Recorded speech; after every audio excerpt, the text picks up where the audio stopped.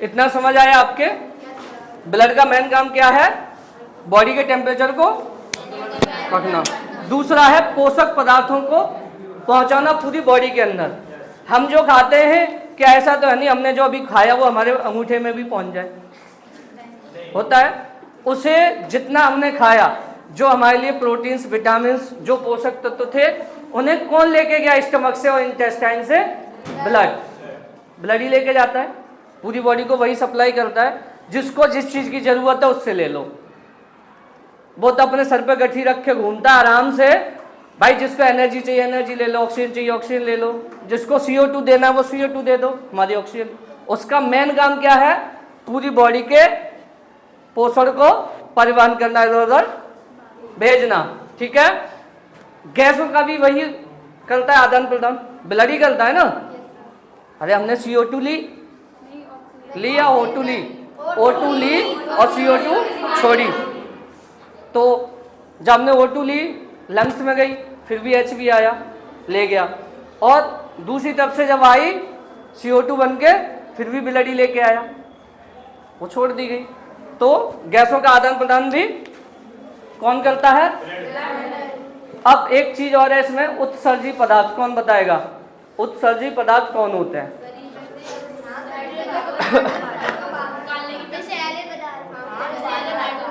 जो बॉडी के अंदर हार्मफुल टॉक्सिन्स होते हैं, विषैले पदार्थ होते हैं, उनको बाहर नहीं करता। ब्लड का काम है उत्सर्जी जो पदार्थ होते हैं उनको लेके घूमता है। जितनी भी हार्मफुल टॉक्सिन्स हैं वो कहाँ लेके जाएगा? किडनी के पास। उसका काम क्या है? धोना। कौन लेता है कौन नहीं लेता उसे कोई मतलब नहीं है। जब भी देखा ना कोई कंपनी हो प्रोडक्शन वाली, तो उसमें एक चेन चलती है। जैसे बड़ी बड़ी गाड़ियां बनती हैं तो इस तरह से एक चेन सी चलती रहती है। बहुत सारे सामान होते हैं, जिसकी जरूरत का जो रहता है वो उठा लेता है अपना, उसको फिट किया, उसी पर रख दिया, वो आगे चला जाएगा। होता है ना, देखा होगा वीडियो में तुमने। इसी सेम यहाँ पे होता है। ब्लड कोई उत्सर्जी पदार्थ नहीं है, उसके अंदर जितने भी टॉक्सिन्स होते हैं वो अपने साथ लेके घूमता है। किडनी को जरूरत है, किडनी ने क्या किया, उसमें से जितनी चीजें हैं उतनी सारी ले ली, जो हार्मफुल है वहां से ले ली, उसने कहा भाई अब तू निकल आगे। समझ आया ना? ब्लड हमारी बॉडी का एक मेन पार्ट्स है। इसमें से क्वेश्चन आएंगे, लिखित में आएंगे, कहो तो मैं लिख के दे दूं। 12th क्लास वाले रेडी रहो, आएंगे। ब्लड का मेन काम क्या है? जो हमारे उत्सर्जी जो पदार्थ हैं, हार्मफुल जो टॉक्सिन्स हैं, उनका परिवहन करता है, उनको लेके घूमता है। वो खत्म नहीं करता या उनको निकालता नहीं बॉडी से बाहर। आपकी किडनी, अगर एक बार बताओ ब्लड ही निकालता तो जिन लोगों की किडनी फेल हो जाती है वो डायलिसिस कराते हैं, कराते नहीं कराते? तो फिर अगर किडनी अपना काम करना बंद कर दे, अगर ब्लड ही ये सारे काम करने लग जाए तो किडनी का तो काम खत्म हो गया फिर। तो ब्लड का मेन काम क्या है कि जो उत्सर्जी पदार्थ है उनको लेके चलना पूरी बॉडी के अंदर, जहां जिसको जरूरत है। जिसको जरूरत है उसमें से उसने वो निकाल लिया। O2 की जरूरत है O2 निकाल लिया, जिसको प्रोटीन की जरूरत है प्रोटीन निकाल लिया, एनर्जी की जरूरत है एनर्जी ले ली। अब वेस्ट है किडनी को दे दिया, किडनी ने अपना जितना लेना था लिया, बाकी सब वापस कर दिया फिल्टर करके। किडनी में फिल्टर ही तो होता है ना ब्लड, तो फिल्टर हुआ, वहां से फिर वो नया होके फिर दोबारा आ गया लंग्स में। अब मेरा फिर वही काम है। ब्लड हमारी बॉडी का एक मेन काम है, ठीक है? अब नेक्स्ट, ब्लड के अंदर क्या क्या चीजें होती हैं। अब आते हैं इस चीज पे, ब्लड कितने भागों में बांटा गया? कौन कौन से?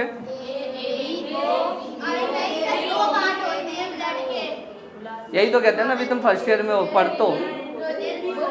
एक सेकंड सुनो, मैंने ये पूछा ब्लड के कितने पार्ट होते हैं, ब्लड के ग्रुप नहीं पूछे।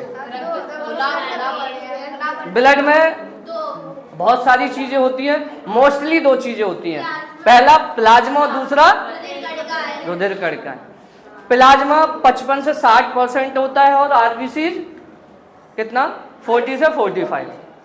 वैसे कोई 60 बोलता है, कोई 40 बोलता है, वो एक अलग है, वो अपना अपना है। हाँ, वो 5% का इश्यू है, इतना होता है। अब प्लाज्मा जो होता है वो कैसा होता है? कैसे रंग का होता है?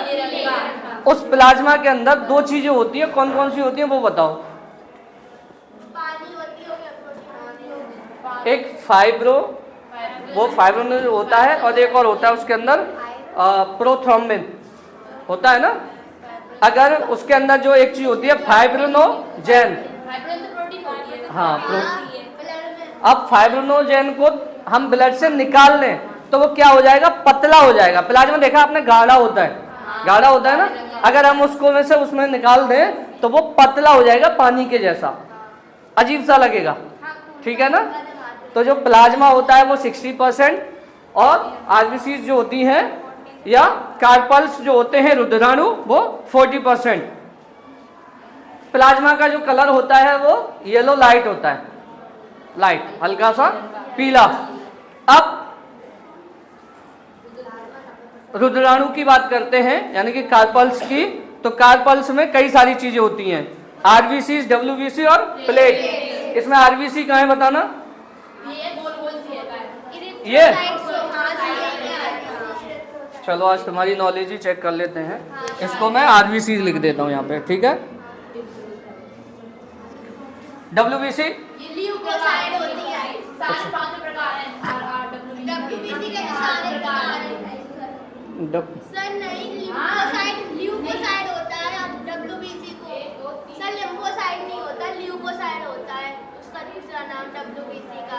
इसमें ल्यूकोसाइड तो है नहीं। हाँ सर उसमें नहीं है, डब्ल्यूबीसी को साइड होता है। और ये एक सेकंड, ये तो प्लेटलेट ही होगी। प्रकार है, आरबीसी को एरिथ्रोसाइट बोलते हैं। आरबीसी होती हैं उनको क्या बोलते हैं? एरिथ्रोसाइट। इतना समझ आया? अब जो डब्ल्यूबीसी होती है उनको क्या बोलते हैं? ल्यूकोसाइट। प्लेटलेट्स को थ्रोम्बोसाइट। अब समझ में आ गया होगा। प्लेटलेट को क्या बोलते हैं यहाँ पे मैं लिख देता हूँ, चलो। थ्रोम्बोसाइट, ठीक है। अब इनकी आपको शेप दिख रही है सबकी? मैं पूछूंगा बाद में, समझ में आना चाहिए। ना समझ में आए 10 बार पूछना, ऐसे नहीं समझ आएगा। मैं एग्जांपल दे के समझाऊंगा कैसे भी, बट तो मैं ये क्लियर करके जाऊंगा, ठीक है। अब आरबीसीज की जो हमारी संख्या होती है एरिथ्रोसाइट्स की, वो ब्लड में कितनी होती है? 8 से 10 आपने आरबीसीज की जो संख्या होती है वो 50 लाख होती है, या 50 या 52 लाख या 5 मिलियन, 5.1 मिलियन या 5 मिलियन होती है। और जो ल्यूकोसाइट्स होता है डब्ल्यूबीसी, उसकी संख्या होती है केवल 10,000। और जो प्लेटलेट होती हैं उनकी नॉर्मल वैल्यू 1.5 लाख से 4.5 लाख तक होती है। इतना समझ आया? अब तो नहीं भूलोगे इसमें से। ये जो आपको इतनी शेप दी हुई है ना, ये मोनोसाइट, लिम्फोसाइट, न्यूट्रोफिल्स, इसिनोफिल्स, इन सब के बारे में मैं एक एक करके आऊंगा, हर चीज बताऊंगा। इतना जितना मैंने अब तक बताया उतना आई थिंक क्लियर हो गया होगा। क्लियर हो गया? अब आरबीसी जो होती हैं इनकी जो लाइफ होती है वो 120 दिन, 120 दिन। और प्लेटलेट की 7 डेज, ठीक है। और ये डब्ल्यूबीसी की 4 से 5 दिन लिख देते हैं, ठीक है। अब क्लास 12th वाले, एक क्वेश्चन आता है कि हमारी बॉडी के अंदर सबसे ज्यादा, ब्लड में सबसे ज्यादा किसकी संख्या होती है? ब्लड में, ब्लड है ना हमारा। अगर होल ब्लड में पूछता है तो प्लाज्मा ज्यादा हो गया। इस चीज को गौर से देखना 12th वाले, हर बार क्वेश्चन आता है, हर बार आता है। रुधिर में या ब्लड में अगर होल ब्लड की पूछता है तो प्लाज्मा 60% होता है। अगर आरबीसीज में पूछता है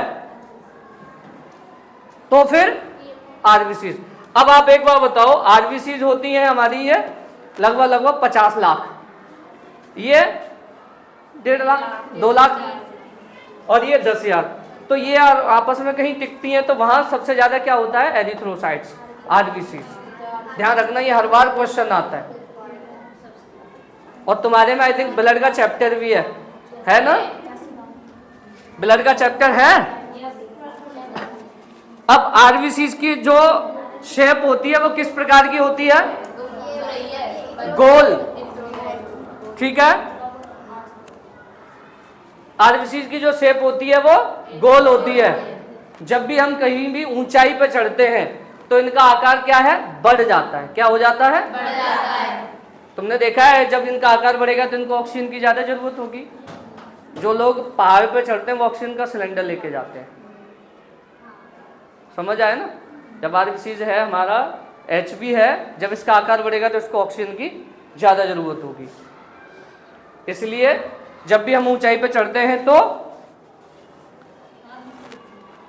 आरबीसीज का आकार बढ़ जाता है। आरबीसीज के अंदर न्यूक्लियस नहीं होता, केंद्रक नहीं होता। इतना समझ आया? इसमें केंद्रक होता ही नहीं है। इसका 95% ब्लड में क्या होता है? रुधिराणु 95% होते हैं। समझ आया? अब ब्लड है, ब्लड के बाद में एचबी, एचबी के बाद में क्या हुआ फिर? आरबीसी। अब आरबीसी की कमी से हमारी बॉडी के अंदर कौन सा रोग होता है? कौन बताएगा? आरबीसी की कमी से, एचबी की कमी से हमारे शरीर के अंदर एनीमिया होती है, जिसे शुद्ध हिंदी में बोलते हैं खून की कमी। समझ आया? एनीमिया होने की वजह से अब ये चीज आपके लिए स्टूडेंट्स लाइफ में बहुत ज्यादा मायने रखती है। आपने देखा है कि आप बहुत जल्दी थक जाते हो। आप अपना एचबी लेवल चेक करा के देखना, 10-11 से ऊपर नहीं होगा। अगर आपको प्रॉपर तरीके से पढ़ना है, एनर्जेटिक रहना है, तो आप अपने खान पीन को मेंटेन करके रखो। हमारा जो ब्लड लेवल है वो जो नॉर्मल 13 है वो फीमेल्स का, इससे कम होना नहीं चाहिए। समझ आया ना? जो स्टूडेंट्स ज़्यादा थक जाते हैं, थोड़ा सा पढ़ लिए 2 घंटे बाद थक गए, हाँ एनर्जी नहीं रही, उनके अंदर क्या होता है? एचबी लेवल कम होता है। और जिनके अंदर एचबी लेवल कम होता है, मुझे नहीं लगता वो जिंदगी में पढ़ पाएंगे। वो एक अलग है कि हाई स्कूल इंटर दुनिया पास कर लेती है, आप भी कर जाओगे। आगे पढ़ना है तो पहले अपने आप को मेंटेन करो। आपका एचबी लेवल कभी भी 13 से कम नहीं आना चाहिए। जब एचबी लेवल 13 होगा, एनर्जी ज़्यादा बनेगी, आप ज़्यादा एनर्जेटिक रहोगे और हमेशा अच्छी तरीके से पढ़ोगे। जो पढ़ोगे समझ आएगा, क्योंकि अगर माइंड में भी जो भी न्यूरॉन्स चलते हैं, न्यूरॉन्स के लिए जो इन्फॉर्मेशन जाती है वो भी तो एचबी तो ट्रांसफर करेगा। न्यूरॉन्स लेके कहाँ से जाएगा? बोन मैरो से लेके जाएगा, उसमें आरबीसीज बनती हैं। तो जब आपके अंदर ब्लड ही नहीं है तो माइंड भी इतना अच्छा वर्क नहीं करेगा। इतना समझ आया? ब्लड का होना बहुत ज़्यादा जरूरी है। ब्लड कैसे बढ़ता है ये आप अपने डॉक्टरों से संपर्क करें, और ऐसे कोई टैबलेट ना खाएं। वैसे आप सरकारी हॉस्पिटल में जाओगे तो आयरन की टैबलेट दे दी जाती है, उसी को खाते रहो और बढ़ जाता है। वो बढ़ किस कंडीशन में जाता है? जब आपको कोई डिजीज या कोई बीमारी ना हो। ठीक है? इतना आ गया समझ में? चलो अब आते हैं डब्ल्यूबीसी पे। डब्ल्यूबीसी को क्या बोलते हैं? इसका टेक्निकल नेम क्या है? ल्यूकोसाइट्स। डब्ल्यूबीसी की फुल फॉर्म होती है व्हाइट ब्लड सेल्स, नहीं कार्पल्स। सेल्स मीन्स कोशिका होती है, कार्पल्स होती है। ठीक है? क्या होती है? कार्पल्स। सेल्स मीन्स होती है कोशिका। ब्लड एक कोशिका है। कार्पल्स जिसे रुधिराणु बोलते हैं। ठीक है? इसका जो आकार होता है वो कैसा होता है? अनियमित। इसका कोई आकार, किसी भी आकार का होता है। ये समझ आया? डब्ल्यूबीसी जो होता है, ये वाला जो आकार आप देख रहे हो ना, ये किसी भी आकार का हो सकता है। इसके अंदर बहुत सारी चीजें होती हैं। इसके अंदर क्या पाया जाता है? न्यूक्लियस, केंद्रक। केंद्रक अब आरबीसी में तो कोई केंद्रक था नहीं, ये हमारी शरीर की क्या है, शक्ति है। बाहर से बीमारियां जो आती हैं उनसे लड़ने का काम करता है। कौन काम करता है? सर एक बात बताओ सर, आपने अभी कही कि ये मतलब ये आरबीसी भी तो आता है उसके अंदर। फिर उसे कार्बल्स नहीं बोल सकते, बोल सकते हैं ना। तो ऐसे तो मेरे पोस्ट का भी है ना। अरे बोलने के लिए तो कुछ भी बोलो, मगर जो रियली है वो तो रियली है, वो गलत थोड़ी है। अब इसके अंदर क्या होता है, सेल्स, न्यूक्लियस पाया जाता है। आपने देखा है न्यूक्लियस के अंदर एक चीज रहती है, उसे क्या बोलते हैं, लाइसोसोम होता है ना। वो क्या करता है, जो चीजें जैसे सपोज दैट कोई भी चीज सेल्स के अंदर क्या होगी, डिस्ट्रॉय होगी या नष्ट होगी, उसको वो खत्म कर देता है। अब इसका जो मेन काम है, तुमने देखा बच्चों में यही बढ़ता है हमेशा, जो छोटे छोटे बच्चे हैं उनमें यही। आपने देखा कोरोना में ऐसा क्या हुआ था जो लोग अपने आप गिर रहे थे?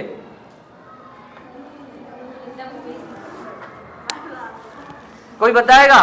कोरोना जब हुआ था आज से 2 साल पहले, लोगों को सांस लेने में दिक्कत, खड़े कर रहे हैं तो खड़े नहीं हो रहे, गिर रहे थे सब लोग। उसका एक रीजन क्या था कि ये WBC की कमी थी।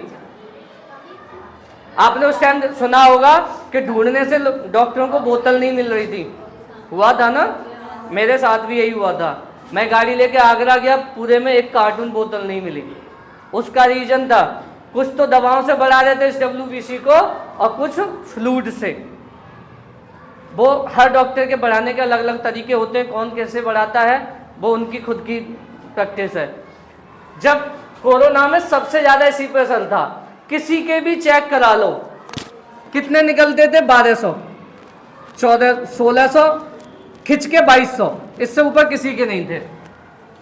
अब सोचो जब हमारे शरीर की जान ही नहीं है, जिसके दम पे हम लोग खड़े रहते हैं, जो हमारे शरीर को ताकत देता है, शक्ति देता है, वही नहीं है। ये मिनिमम इसकी वैल्यू होती है 4000 से 10,000। कितनी वैल्यू होती है? 4000 से, इसके बीच रहना चाहिए हमेशा। अब लोगों में कितना आ रहा था? 1200, 1600, 2200। अब यहाँ के जो लोकल डॉक्टर थे उनको नहीं पता, ये बस रियलिटी बता रहा हूँ। अगर यदि कोई कहे तो आके मुझसे बात कर ले, उस टाइम भी और मैंने तब भी कहा था और अब भी कहता हूँ, आधे से ज्यादा यहाँ के डॉक्टरों को यही नहीं पता ये होता क्या है, इसका मतलब क्या है। जब भी तो निधौली में कोई कोरोना के मरीज नहीं ले रहा था सिवाय अवधेश को छोड़ के, कैसा भी मरीज आता मेरे पास। आज भी मेरी यही कंडीशन है। आप इस ब्लड इन्फेक्शन के अभी मेरे पास जो मरीज आते हैं 28,000 तक के आ गए, मुझे कोई इशू नहीं होता, कोई फर्क नहीं पड़ता। अब जब ये 28,000 हो गया तो क्या होगा इसमें, ये खुद का खुद को खाने लग जाएगा। समझ आया?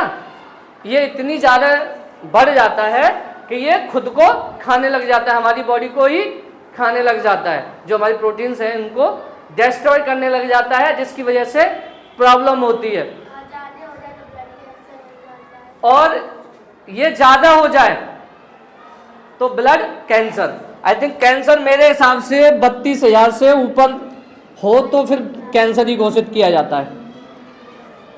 इस तरह का पेशेंट मेरे यहाँ आया था, आई थिंक कोई इस क्षेत्र से हो, किशोरपुर से एक पेशेंट आया था आज से करीब 4 महीने पहले। उसकी कंडीशन ये वाली तो यहाँ पे थी और प्लेटलेट थी उसकी शायद 29 या 39,000 के समथिंग थी, और मुझे अच्छी तरीके से ध्यान है। और उसका HB लेवल था 3.8। अब आप सोचो जिसका ये 39,000 है और ये 32,000 है, 3.8 है, क्या वो जिंदा रहेगा?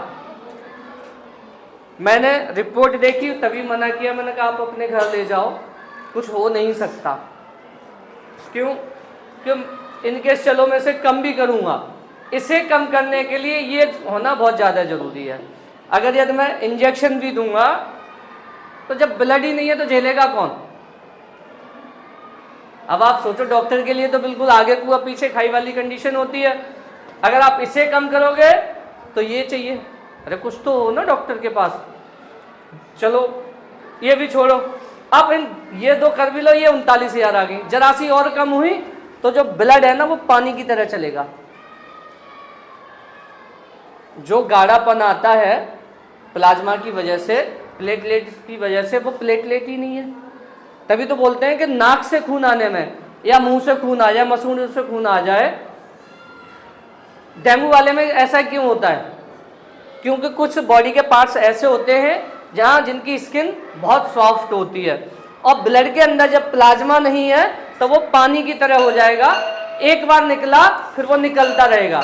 जमने के लिए प्लाज्मा की जरूरत होती है नहीं होती? जब प्लाज्मा ही नहीं है तुम्हारे पास तो फिर वो जमेगा कहां से? इस पेशेंट को मैं जब ब्लड लेके आया एटा से, और रियलिटी बता रहा हूं, नगला बंदी के पुल पे था, तब तक फोन पहुंच गया, खत्म हो। अब उसका बिना मतलब का 4,000 रुपये गया। ब्लड मैंने उनको दिया, मैंने कहा एक काम करो, इसको रिटर्न कर ले तो कर लेना। उसने मना कर दिया, क्योंकि जो ब्लड बैंक से आउट हो गया वो वापस नहीं लेते थे। उनका क्या रीजन है वो खुद जाने, बाकी नहीं। तो इतना समझ आया होगा आपके WBC। अब WBC में कुछ चीजें होती हैं, इनके जो काम क्या है, हम अपनी बॉडी को कैसे सेफ रखें, जिसकी वजह से अगर बोरियत हो रही है तो मुझे बता देना, मैं रोक दूंगा। ये मेरा आई थिंक हो सकता है लास्ट लेक्चर हो,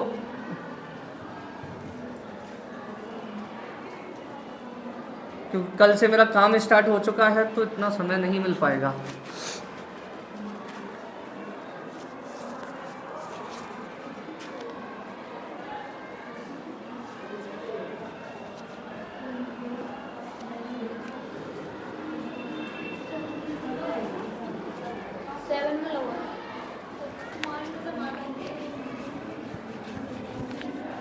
यही था ना? चलो, अब प्रकार कितने होते हैं WBC में? 5 प्रकार होते हैं। अब तुम्हें वो चीज बताऊंगा जिसकी वजह से डॉक्टर मोस्टली फेल हो जाते हैं, लोकल डॉक्टर, कि बुखार ही नहीं टूट रहा। वो इसी का ही खेल है WBC का। जिसके समझ आता है वो तोड़ देगा, जिसके नहीं समझ आता वो नहीं तोड़ पाएगा। वो चीज मैं बताता हूं आज आपको। WBC में एक एंटीबॉडी होता है। एंटीबॉडी होता है। एंटीबॉडी का मतलब क्या है? एंटीबॉडी पूरे बॉडी की क्या करता है? देखभाल करता है। मतलब एक BSF जवान की तरह। एक BSF का जवान है, आर्मी का जवान है, उसका काम क्या है कि कोई घर के अंदर घुसा वो अपने दद्दा को जरूर जगाएगा। अब इनके दद्दा कौन है? बिल्कुल सही पहचाना, कौन है? लिम्फोसाइट। जब आपने जैसे ही कोई भी किसी मच्छर ने काटा, मक्खी ने काटा, किसी ने काटा, तो क्या होगा? उसका लार्वा ब्लड के अंदर गया। ब्लड के अंदर एंटीबॉडी ऑलरेडी है हमारे शरीर के अंदर। एंटीबॉडी है तभी तो हम इतनी बीमारियों से सेफ रहते हैं। अब एंटीबॉडी को जैसे ही पता लगा कि ब्लड के अंदर कोई आ चुका है तो वो सीधा लिम्फोसाइट के पास जाएगा। लिम्फोसाइट कैसा होता है? T cells. कैसी होती है? T sales. लिम्फोसाइट कैसा होता है? T sales. T सेल्स का कोई काम नहीं है। क्या काम है? एंटीबॉडी ने जैसे बताया उसको 2 घूंसे नाक पे लगाओ, कहानी खत्म। समझ आया? अब एंटीबॉडी को जैसे ही पता लगा कि हमारी ब्लड के अंदर कोई ऐसा वायरस, कोई ऐसा बैक्टीरिया आ चुका है जो हमारी बॉडी के लिए हानिकारक है। हानिकारक है मतलब हमें कुछ ना कुछ प्रॉब्लम देगा, टेम्परेचर बढ़ेगा। ब्लड जो मेंटेन रखता है नॉर्मल टेम्परेचर रखता है। तुमने कभी देखा है कि मलेरिया में बुखार जब चढ़े तो ठंड लगती है? ब्लड का काम था बॉडी के टेम्परेचर को मेंटेन करना। अब उसके अंदर बैक्टीरिया आ गया, वायरस आ गया, तो वो क्या है? वो अपना असर दिखाएगा। अब तुम्हारे इस क्लास में कोई एक कमीना आ जाए तो असर दिखाएगा वो अपना। तुम सब एक तरफ, वो अकेला एक तरफ होगा, फिर तुम में खलबली मचेगी। टीचर को बुला के लाओ, कैसे भी पकड़ के लाओ, है ना? होता है नहीं होता? ये पता नहीं कौन आ गया, कहां से बताएगा कौन? तुम जैसे लोग ही तो बताएंगे ना। अब उसका लिम्फोसाइट का काम क्या है, वो टी सेल्स रहता है। जैसे एंटीबॉडी ने उन्हें बताया, टी सेल सीधा गया, धपाक सीधा मार। जैसे उसको किल किया टी सेल ने, किसने किल किया था? पक्का है ना, कंफर्म है? अब भूलोगे तो नहीं, मैं पूछूंगा घुमा के भी। कोई एंटीबॉडी आया, एंटीबॉडी सॉरी अदर कोई टॉक्सिन्स आया या कोई बैक्टीरिया हमारे ब्लड में आया, एंटीबॉडी ने हमें इन्फॉर्म किया। इन्फॉर्म का मतलब होता है जब तुम्हें फीवर आता है।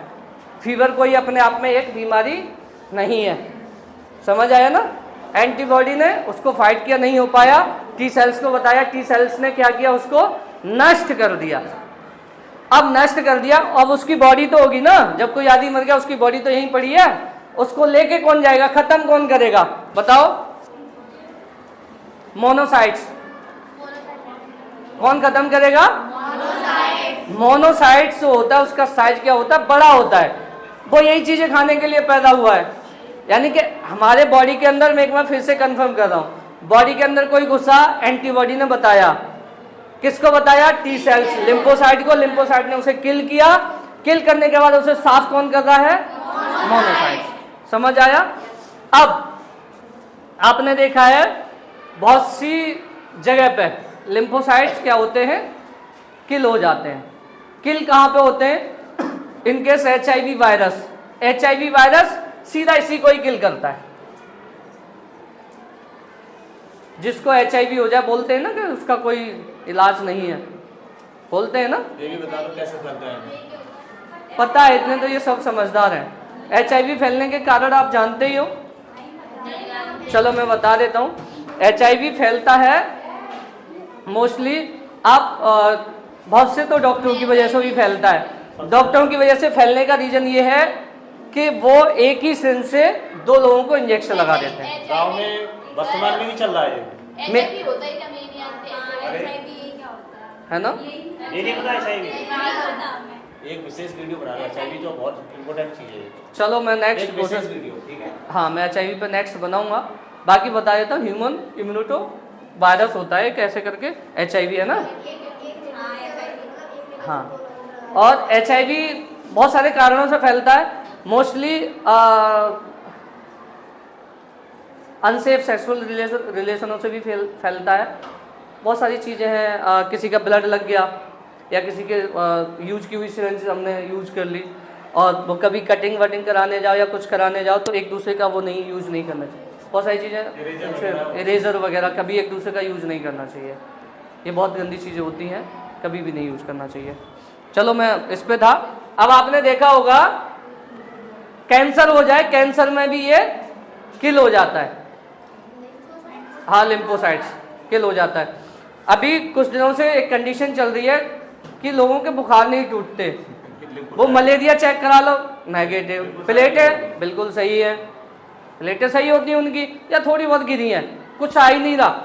वहाँ पे क्या है, जो लिम्फोसाइट्स होते हैं 20 से 45, ये वो सॉरी लिम्फोसाइट और न्यूट्रोफिल्स जो होते हैं ये डिस्टर्ब होते हैं।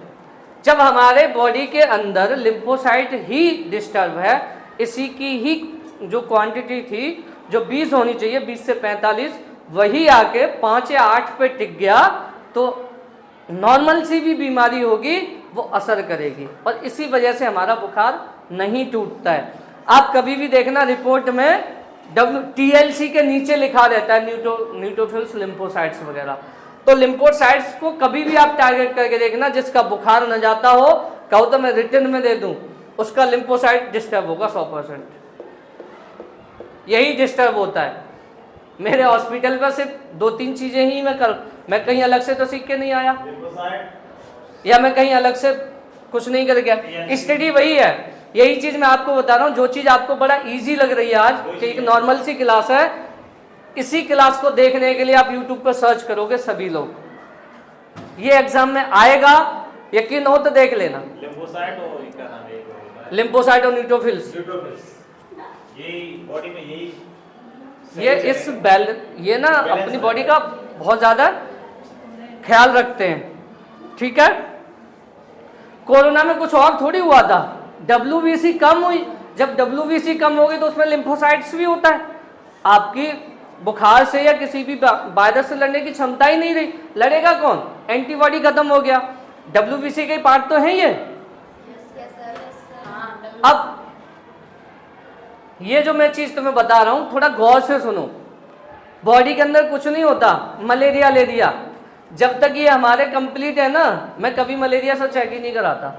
कोई मतलब नहीं, मुझे CBC दे दो, तुम कुछ ना दो, मैं तुम्हारा मरीज ऐसे ही ठीक कर दूं। मुझे जरूरत है इनकी, मुझे पूरी, कभी भी आप CBC भी आप किसी का टेस्ट कराओ, उसका HB लेवल देखो कितना है ब्लड, दूसरा उसकी TLC में जो मैंने बताया था WBC 4000 से 10,000, वहां पे TLC के नाम से आएगा, टोटल ल्यूकोसाइट काउंट। किसी का टेस्ट हो तो लेके आना, डॉक्टर साहब उसको समझाएंगे। अभी है? अभी नहीं है घर पे। मेरे मोबाइल में मैं दिखा दूंगा, मेरे पास बहुत सारी रिपोर्ट्स हैं उसमें, ठीक है ना। उसमें TLC चेक करनी है। TLC ये देखो 4000 से 10,000 के बीच है तो ठीक है। तीसरा प्लेटलेट चेक कर लो। अभी कभी कभी क्या कंडीशन है कि उसके अंदर ब्लड भी 10 पॉइंट है, TLC भी उसकी लगभग 5000 है, उसका ये लिम्फोसाइट न्यूट्रोफिल्स डिस्टर्ब है, और एक छोटी सी लाइन होती है, एक जगह लिखा होगा कोने पे लिम्फोसाइट 18, 16, 14, 15, बस उसका बुखार ही नहीं टूटता। पूरी रिपोर्ट नॉर्मल है, और यहाँ के डॉक्टर क्या बोलते हैं? नॉर्मल है। वो रियलिटी बता रहा हूँ, नॉर्मल बोलते हैं, कुछ आया ही नहीं। बॉडी में आलस रहता है, ग्रीस आपने बहुत सारे लोग देखे होंगे कि हमेशा टेस्ट कराओ, टेस्ट में कुछ आता नहीं। आप मलेरिया टाइफाइड टेस्ट कर रहे हो, कहाँ रखा है? मलेरिया टाइफाइड वाला तो फिर दिक्कत ही अलग होती है। मुझे चेक करा लो, मुझे भी मलेरिया हुआ, किसी को भी चेक करा लो, मच्छर तो आए दिन काटते ही रहते हैं। मेन क्या, ये हमारा ये लेवल नहीं गिरना चाहिए। अब लास्ट रह गया हमारा प्लेटलेट जानते हो? प्लेटलेट क्या होता है? ये तो बहुत ही फेमस शब्द है। प्लेटलेट मोस्टली डेंगू बुखार में, नॉर्मल फीवर में, वायरल फीवर में, डायरिया में, इन चीज़ों में भी प्लेटलेट काउंट कम हो जाता है। प्लेटलेट काउंट कम होने की वजह से हमारे शरीर की जो क्षमता है, जो शक्ति है, वो खत्म हो जाती है। अभी मुझे भी हुआ था 29 तारीख को। देखो सर, ये मेरे ही पेंट है, किसी और के नहीं है, इतने ढीले हो गए। 2 दिन के फीवर में 7 किलो वजन कहाँ गया पता नहीं, केवल 2 दिन के फीवर में। और जब मैंने अपना टेस्ट कराया तो मेरा प्लेटलेट काउंट 39,000 था, केवल 39,000। जिस दिन मैं आपके यहाँ प्रोग्राम शूट कर रहा था उस टाइम भी मुझे फीवर था, और जिस दिन मैं आपका मॉर्निंग में जो वितरण हुआ, आपका जो इनाम बने थे, उस टाइम भी मुझे फीवर था। और आपके यहाँ से वो प्रोग्राम फिनिश करने के बाद में 31 तक मुझे नहीं पता कि हॉस्पिटल कैसे खुला है, किसने क्या किया। 2 दिन चारपाई से उठा तक नहीं गया। अभी भी कंडीशन ऐसी है कि मैं लेटा हूँ और अगर अचानक उठ के जाऊँ तो बॉडी कपती है। मैं उस दिन आया था तुम्हारी क्लास लेने के लिए। हाँ हाँ, 10 मिनट, बस 10 मिनट में फ्री हो जाऊँ। उस दिन भी मैं तुम्हारी क्लास लेने आया था फर्स्ट ईयर में। उस दिन मैं चुपचाप क्यों चला गया आप लोगों की शिकायत करके? मैं इतना ज़्यादा परेशान था, सर का फ़ोन गया मेरे पास में। मैं शायद जिनकी रेस्पेक्ट करता हूँ उनके लिए चाहे मैं मर भी जाऊँ फिर भी खड़ा हूँ। मैं पहले तो किसी को सपोर्ट नहीं करता, और करता हूँ तो कभी पीछे नहीं हटता। समझ आया? इसीलिए मैं उस दिन तुम्हारी क्लास छोड़ के गया था, और मैंने स्पेशल बोला था सर को मैसेज, मेरे पास अभी भी मैसेज पड़े हुए हैं। मैंने कहा कुछ बच्चों ने मुझे स्पेशल परेशान किया। मैं इनसे मना करता हूँ कि क्लास अटेंड करो, मैं जो तुम्हें पढ़ा रहा हूँ तुम्हें नहीं समझ में, अभी आपके माइंड में नहीं आ रहा है, आएगा इसको, कुछ दिन रुको। आप ढूंढोगे, सर्च करोगे, कहीं से भी मिले, कुछ भी मिले, कुछ तो टॉपिक मिले। एक बार समय निकल गया दोबारा नहीं आता। समय किसी का इंतजार नहीं करता। दुनिया समय का इंतजार करती है मगर समय किसी का इंतजार नहीं करता। जो पल आज निकल गया ये कभी लौट के नहीं आएगा। हर पल को अच्छी तरीके से एंजॉय करो। मैं ये नहीं कहता कि मस्ती ना करो, खूब मस्ती करो। मस्ती करने का एक समय होता है, एक एज होती है। करो, आप कस के करो, मैं भी करता हूँ। कभी तुमने मुझे देखा है नॉर्मल? अभी तुम्हें कुछ दिन बाद पड़ोस में ही आऊँगा, तुम्हें शायद ही तुम्हें कभी बाहर देखूँ। पूरा दिन सर से पूछो, पीछे ही पूरा दिन लिखते हो जाता है। आओ नंबर बाई नंबर। तो मस्ती, अभी पढ़ाने का टाइम है तो पढ़ लिया करो। लास्ट हमारा रह गया प्लेटलेट। प्लेटलेट का जो नॉर्मल काउंट होता है मैं बता देता हूँ, 1.5 लाख से 4.5 लाख। ये हमारे शरीर को क्या प्रदान करती है? शक्ति, ताकत। अगर इनका लेवल कम हो गया तो हम खड़े भी नहीं हो सकते ढंग से। अगर आप जब भी किसी का प्लेटलेट काउंट कम हो जाए, उससे बोलना कि 1 मंजिल चढ़ के जाए, चढ़ा नहीं जाता, सही के अंदर ताकत कम हो जाती है। ये जो है ये नॉर्मल भी आप घर पे कुछ खा पी के भी बढ़ा सकते हो। क्या खा के बढ़ा सकते हो? पपीता है। कभी भी किसी को भी डेंगू हो, एक चीज बता देता हूँ, कभी भी हो किसी को भी डेंगू, कितना भी बड़ा हो जाए, 24 घंटे के लिए उसका खाना बंद कर देना। नहीं, कोई भी तो खाना बिल्कुल बंद कर देना। कीवी ये सब फालतू की चीजें हैं। आप जितना फ्लूइड ले सकते हो, फ्लूइड में मतलब ऐसे फल खाना जो आराम से पच जाए, डाइजेस्ट हो जाए और पानी ज्यादा हो उनमें। नहीं बोले, मैंने आज तक शायद ही मेरे यहाँ कोई गया हो उसको पता हो, मैंने कभी बकरी का दूध ये गिलो, खाने से ही तो हमारे भाई को वोमिटिंग ज्यादा हो गई, बड़ा परेशान। मैंने तो आपसे मना किया था, इनके भाई से मैंने खुद मना किया था स्पेशली कि कभी किसी को डेंगू हो आप फल खाओ। मैं तो उसमें सेब थोड़ा अवॉइड करो उस टाइम। संतरे हो, संतरे सबसे ज़्यादा फायदा देते हैं। ककड़ी हो और खीरा हो और अनार वगैरह भी हो, थोड़ा दाने चलेंगे उसका नहीं। जूस अगर आप डाइजेस्ट कर सकते हो, पचा सकते हो तो लो। और पैरासीटामोल कंटिन्यू 3 टाइम लेते रहो, अपने आप चला जाएगा। घबराना नहीं होता कि नहीं टूट रहा। जिसकी प्लेटें ज़्यादा डाउन होती है उसमें क्या होता है कि हर 2 घंटे बाद बुखार आता है, हर 2 घंटे बाद रिपीट मारेगा वो।